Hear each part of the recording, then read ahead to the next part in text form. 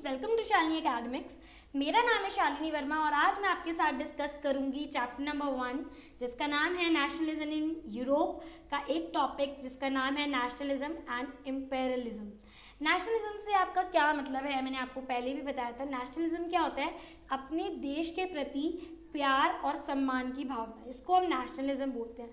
और एक इंसान जिस कंट्री में रह रहा है तो डेफिनेटली है ये चीज़ कि वो उस कंट्री की रिस्पेक्ट करता होगा, राइट। अगर मैं बात करूँ इम्पेरियलिज्म की तो इसमें क्या होता है, इसमें लोग सिर्फ अपनी कंट्री की रिस्पेक्ट करते हैं और दूसरी कंट्री को क्या करते हैं, दबाने की कोशिश करते हैं, उन पर डोमिनेट करने की कोशिश करते हैं उनको, ठीक है, तो प्रभाव जमाने की कोशिश करते हैं। ये होता है इम्पेरियलिज्म। आई होप आपको समझ आया होगा। तो let me clear it again that nationalism मतलब अपने देश के प्रति एक प्यार सम्मान की भावना। इम्पेरियलिज्म मतलब अपने देश के प्रति तो सम्मान है लेकिन दूसरों के देश के प्रति इतना नहीं है और हम उन पर रूल और हम बोल सकते हैं उनको अपने कंट्रोल में करना चाहते हैं। This is imperialism. तो ये भावना जो है कैसे बढ़ती चली गई और किस तरीके से फिर हमारी वर्ल्ड वॉर 1 हो गई, ये हम इस टॉपिक में पढ़ने वाले हैं। तो इसका क्वेश्चन किस तरीके से पूछा जा सकता है, do you think that anti Amperian movement that develop everywhere were nationalist? क्या आपको लगता है कि ये जो एंटी इम्पेरियल मूवमेंट है कि हमें इम्पेरियलिज्म नहीं चाहिए, इसके विरोध में जो लोग खड़े हुए थे, क्या उसने नेशनलिज्म को बढ़ावा दिया? तो हम एक कंट्री पढ़ेंगे, इसमें हम पढ़ने वाले हैं बाल्कन्स के बारे में। तो यहाँ पर बता रखा है कि बाल्कन्स जो है मेजरली ये इन कंट्रीज से मिलके बनती थी, which is Romania, Bulgaria, Albania, Greece, Macedonia, Croatia, Bosnia, Herzegovina, Slovenia, Serbia and last is Montenegro, ठीक है। और इन सब कंट्रीज़ के लोग जो रहते थे उन्हें हम स्लेव्स बोलते थे, SLAVS। जहाँ पर ये लोग रहते थे ना, उस जगह के लोगों को हम ये बोलते थे, ठीक है। और ये सारे पार्ट्स जब मिल जाते थे तो वो बाल्कन्स बनाते थे, ठीक है। तो यहाँ पर बता रखा है that the major European powers in turn manipulating the nationalist aspiration, यानी कि यूरोप के पास काफ़ी ज़्यादा पावर थी और पावर होने की वजह से वो क्या कर रहा था, वो नेशनलिस्ट की जो नेशनलिज्म की भावना थी उसको इम्पेरियलिज्म में कन्वर्ट कर रहा था कि हम जो हैं हम बाकी कंट्रीज़ पे रूल करेंगे, चाहे वो साउथ अफ्रीका हो गई, चाहे वो इंडिया हो गई, ठीक है, वो हमारे अधीन रहेंगे, हम उन पर रूल करेंगे। तो क्या बता रखा है, the most serious source of nationalist tension in Europe after 1871। तो 1871 में जो है नेशनलिस्ट टेंशन का जो मेजर कारण है यूरोप में वो बाल्कन्स है। तो यानी कि जिनकी वजह से वर्ल्ड वॉर हुई थी ना, वो थे हमारे बाल्कन्स। अब इन्होंने करा क्या, हम देख लेते हैं इसके बारे में। तो यहाँ पर बता रखा है, a large part of the Balkans was under the control of Ottoman Empire. हमें पता है कि बाल्कन का जितना भी मेजर पार्ट था वो ऑटोमन एम्पायर के अंदर आता है। हमने ये भी देखा कि ऑटोमन एम्पायर जो है वो हार गया था और डिसइंटीग्रेशन जो है होनी शुरू हो गई, मतलब जो बाल्कन्स था वो अब टुकड़ों में बंटना शुरू हो गया।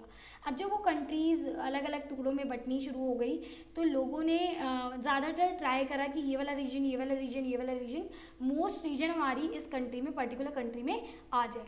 अब जैसे ही उनके अंदर ये लालच की भावना डेवलप होने लगी तो वो छोटी मोटी लड़ाई तो करते ही रहते थे, ठीक है, उनके बीच में लड़ाइयाँ होती रहती थी। बट हुआ क्या, वो लड़ाई मेजर तब हो गई जब उधर जो है हम बोल सकते हैं मेजर कंट्रीज़ आके जुड़ गई। और मेजर कंट्रीज़ में कौन कौन जुड़ गया था मैं आपको बताती हूँ, वेट अ सेकेंड। तो मेजर कंट्रीज़ जो जुड़ी थी वो थी Russia, Germany, England, Austro Hungary. ये जो कंट्रीज़ हैं ये उन बाल्कन कंट्रीज़ को सपोर्ट करने लगी। इनका बेनिफिट ये था कि अगर हम छोटी छोटी कंट्रीज़ को बेनिफिट देंगे ना तो in future they will help us in trade, तो वो हमारी हेल्प करेंगे ट्रेडिंग में और हमसे ज़्यादा टैक्स नहीं लेगी। इनका बेनिफिट ये था, इसलिए वो छोटी छोटी कंट्रीज़ को सपोर्ट करने लगे। फिर हुआ क्या, nationalism allied with the imperial led Europe to disaster in 1914।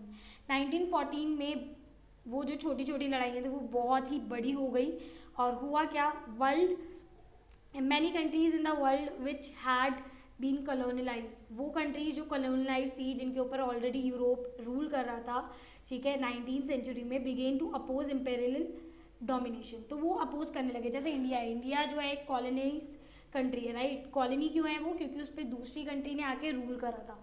तो वो लोग क्या करने लगे, वो यूरोप के लोगों का अपोज करने लगे, ठीक है, कि हमें नहीं चाहिए। तो एंटी इम्पेरियल मूवमेंट वहाँ से स्टार्ट हुआ, और हम बोल सकते हैं कि that developed everywhere were nationalist in the sense that they all struggled to form independent। तो वहाँ पर इंडिपेंडेंट की भावना, एक नेशन स्टेट की भावना डेवलप होने लग गई, ठीक है, and were inspired by a sense of collective national unity, ठीक है। तो वो लोग एकत्रित होने लगे, यूनाइट होने लग गए कि हमें अब इन लोगों का रूल नहीं चाहिए। तो European ideas of nationalism were now nowhere replicated. तो जो नेशनलिज्म का जो था यूरोप का, वो कहीं भी लागू नहीं हो पाया।